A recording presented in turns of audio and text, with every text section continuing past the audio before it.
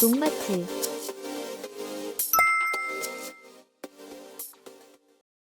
안녕하세요. 농마트 TV입니다.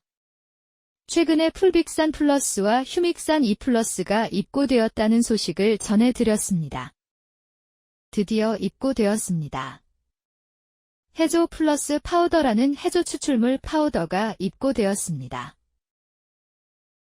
해조 플러스 파우더는 주성분으로 알긴산 22.5%, 유기물 60.3%, 칼륨 19.78%, 아미노산 2.58%가 함유되어 있으며 기타 성분으로 질소, 인산, 황, 당, 칼슘, 마그네슘, 철, 구리, 망간, 아연, 붕소, 코팔트, 바륨, 베타인, 천연옥신 등이 함유되어 있습니다.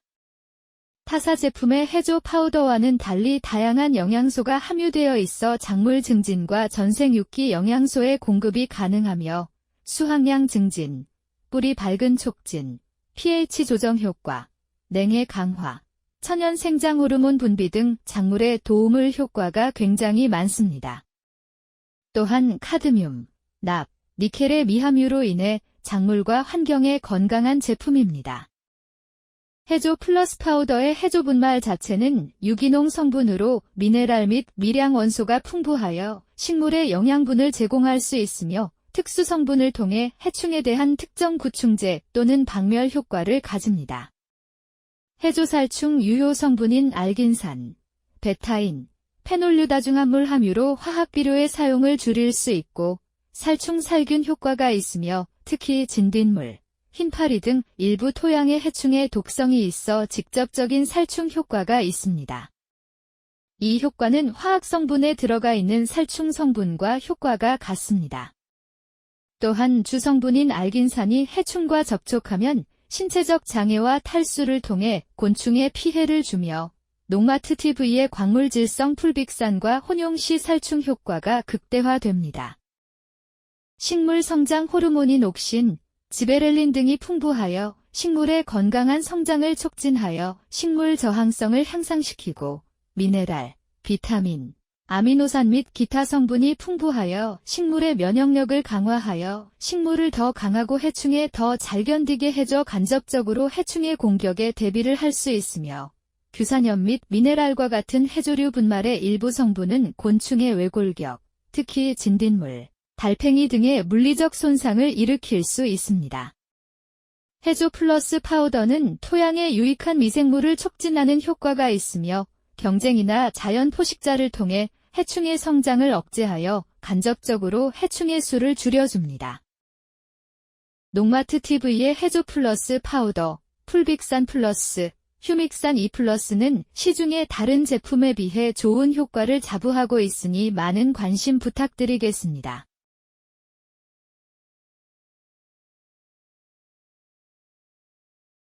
어제는 토마토에 발생하는 생리장애에 대해 알아보았습니다.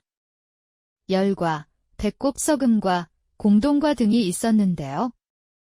오늘은 어제에 이어서 남은 생리장애에 대해 알아보도록 하겠습니다. 창문과. 과일의 꼭지 부분에서 아랫부분까지 코르크화한 지퍼 모양의 선이 생기고 증상이 심한 것은 이 선상에 구멍이 뚫려 태자 부분이 드러나 보입니다. 주로 기온이 낮은 시기에 육묘할 때 많이 발생하나 기온이 높은 억제 재배에서 발생하기도 합니다. 발생 원인으로는 저온기 육묘 시 꽃눈 분화 발달 과정에서 5에서 7도의 저온, 고온기 육묘 시 고온과 밀식에 의한 동화양분의 부족으로 꽃눈의 발육이 불량할 때 발생합니다. 질소질이 지나치게 많거나 토양 수분이 많을 때 더욱 발생이 많고 품종에 따라 발생 정도가 심하게 차이가 납니다. 석회와 붕소의 부족도 원인이 되며 질소와 칼륨의 과다한 습이나 토양의 건조에 의해서 석회 및 붕소의 흡수가 나쁠 때 발생을 조장합니다. 착과제 사용 시 생장점 부분에 약액이 묻으면 잎이 가늘어지고 과일은 창문과가 되는 일이 있습니다. 이를 예방하기 위해서는 육묘기에 지나친 저온이나 고온이 되지 않도록 낮 기온 20에서 30도, 밤 기온은 10도 이상으로 관리하는 것이 중요합니다. 질소질 비료를 과다하게 시용하지 않도록 비배 관리해야 하고 상토가 과습하지 않도록 관수량을 조절해야 합니다. 육묘 시 석회나 붕소의 결핍 증상이 나타나면 붕소와 석회의 연면 시비를 행하는 것이 좋습니다. 고온기에 육묘할 경우 묘의 생육이 빠르고 잎이 우거져 광합성 작용이 불량하게 되어 꽃눈 형성에 지장을 받기 쉽기 때문에 따라서 포기 사이를 넓혀 채광량을 높여야 한다. 정식 후 착과제를 처리할 때는 토마토의 생장점에 약액이 묻지 않도록 주의해야 하며 창문과 발생이 적은 품종을 선택하여 재배하는 것이 중요합니다. 흑색 줄썩음과 과일 껍질의 유관속이 괴사되어 과일의 윗부분에서 아랫부분까지 흑갈색의 줄무늬가 형성되며 증상이 나타난 부분은 착색이 불량하여 과일이 성숙되어도 빨갛게 변하지 않습니다. 발생 원인으로는 일조 부족, 저온, 과다한 시비, 칼륨 결핍, 과다한 토양 수분 등이 발생 원인이 됩니다. 토양 중 산소가 부족한 조건일 때 암모니아태 질소를 많이 주었거나 미숙퇴비를 많이 주었을 때, 밀식하거나 어린 묘를 정식했을 때, 적심이 강할 때 발생이 많아집니다. 이를 예방하기 위해서는 배수가 불량한 토양에서는 토양이 환원 상태가 되기 쉽고 철의 흡수가 저해되기 쉽기 때문에 배수를 철저히 행하는 것이 중요합니다.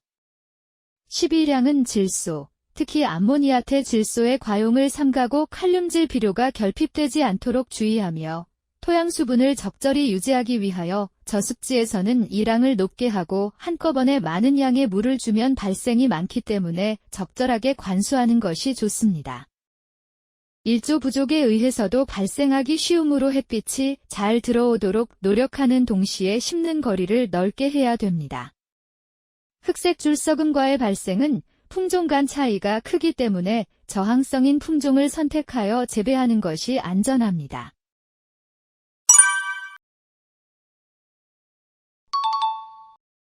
녹색 배경과 과일의 배꼽부터 어깨 부분에 걸쳐 녹색이 남아있고 다른 부분은 빨갛게 착색되기 때문에 신선한 감을 주지만 시큼한 맛이 강합니다. 질소질 비료를 너무 많이 시용하여 초세가 왕성한 경우에 발생이 많고 질소에 비해서 칼륨이 적은 경우 건조를 수반하면 현저하게 발생이 많아집니다. 이는 시설 내는 건조하지 않도록 적당한 습도 관리를 행하는 것이 좋으며 질소질 비료를 너무 많이 시용하여 초세가 너무 왕성하지 않도록 균형 시비를 해야 합니다. 그물과 과일의 껍질이 투명하여 내부의 섬유관이 그물 형태로 드러나며 수확 후 금방 물렁물렁해지고 심한 것은 내부가 밖으로 나오며 과일을 절단하면 젤리 부분이 흘러나옵니다. 맛도 좋지 않고 저장성이 약하여 상품성이 매우 떨어지고 과피 부분은 성숙해도 젤리 부분은 녹색으로 있는 경우가 많습니다. 과일 전체에 나타나는 경우는 드물고 대부분 과일의 한쪽 면이나 일부분에만 나타납니다. 발생 원인은 토양 중의 수분이 적당하다가 갑자기 건조한 상태로 변할 경우 성숙기에 수분이 부족하면 많이 발생합니다. 비료를 너무 많이 주어도 발생하는 수가 많으며 장기 육묘로 뿌리가 빈약해진 늙은 묘를 사용했을 때도 발생하기가 쉽습니다. 이를 예방하기 위해서는 고온기와 생육 후반기에 토양 수분을 10에서 30kPa 정도로 유지해주는 것이 가장 중요합니다. 정식 전에는 유기물을 시용하고 심경을 하여 뿌리의 생장을 좋게 하고 비배 관리를 적절히 하여 초세가 쇠약해지지 않도록 하며 뿌리의 발달이 좋은 어린 묘 또는 정식 적기묘를 정식하고 품종 선택 시 수세가 왕성한 것을 선택합니다. 일소과 기온이 높은 시기에 많이 발생하는데 하우스 촉성 재배의 말기, 억제 재배 또는 무지주 재배에서 많이 나타나며 과일의 직사광선을 쬐이면 그 부분의 과일 온도가 상승하고 열에 의하여 말라 죽은 조직이 하얗게 됩니다. 이는 토양이 건조할 때, 기온이 높을 때, 공동과에서 과일의 온도가 현저하게 높아질 때 일소가 발생이 많아집니다. 과일의 직사광선이 쬐이지 않도록 과방을 일항의 안쪽으로 배열하거나 봉지를 씌우며 잎이 과일을 가리는 것이 중요하고 토양이 건조할 때는 과일 온도가 더욱 높아지기 때문에 수분을 잘 흡수할 수 있도록 뿌리의 발육과 토양 수분 관리에 주의하여 예방합니다. 기형과 과일이 둥글고 풍만하지 않고 길쭉하게 되거나 배꼽 부분이 뾰족하고 주름이 생기는 등 두세 개의 과일이 붙은 듯한 모양 같은 괴상한 모양으로 되는 것을 기형과라 합니다. 이러한 과일을 잘라보면 정상적인 과일에 비해서 자실수가 많고 무질서하게 배열되어 있는 것이 특징입니다.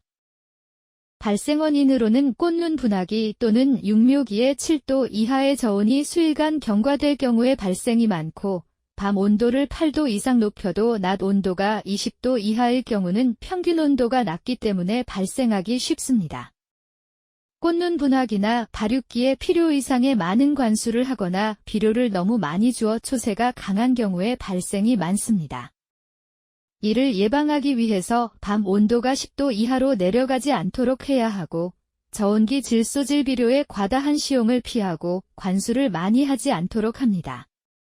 반촉성이나 촉성 재배에서는 어린 묘를 정식하면 초세가 강해질 우려가 있으므로 제1화방에 꽃이 두세 개 피었을 때 정식하는 것이 좋습니다.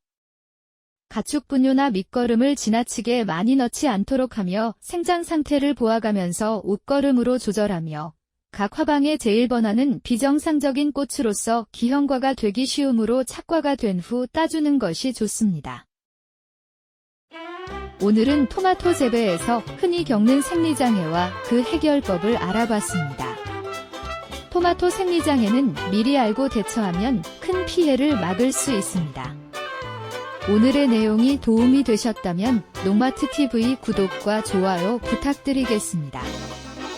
오늘 영상과 관련된 비료나 영양제는 농마트TV에 많이 있으니 인터넷에 농마트TV를 검색하시거나 전화로 주문하실 수 있습니다. 평일 오후 5시까지 주문 시 당일 출고로 다음날 도착하니 농마트TV 많은 관심 부탁드립니다. 또한 농마트TV에서는 농가분들께서 더욱 좋은 품질과 저렴한 농자재를 사용하실 수 있게 국내뿐만이 아닌 해외의 제품을 찾아다니고 있습니다. 특히 휴믹산 E+, 풀빅산 플러스, 해조 플러스 파우더, 인산가리, 구연산은 농마트TV에서 직수입하기 때문에 다른 농자재 판매처보다 저렴하고 빠른 배송으로 받아보실 수 있습니다. 농마트TV에서는 판매뿐만 아니라 농업에 관련된 정보를 바탕으로 영상을 제작하니 구독과 좋아요, 알람 설정을 해두시면 업로드되는 영상을 더욱 쉽게 찾아보실 수 있습니다. 농마트TV 구독과 좋아요 부탁드리겠습니다. 시청해주셔서 감사합니다.